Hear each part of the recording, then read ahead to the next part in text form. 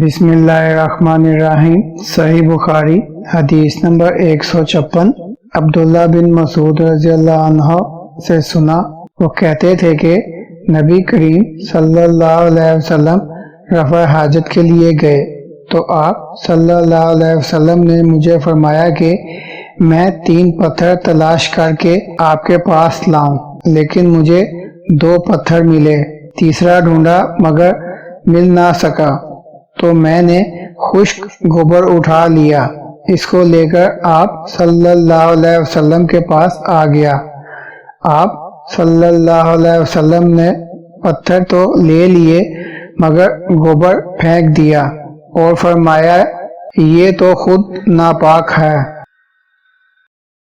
اللهم صل على محمد وعلى آل محمد كما صليت على إبراهيم وعلى آل إبراهيم إنك حميد مجيد اللهم بارك على محمد وعلى آل محمد كما باركت على إبراهيم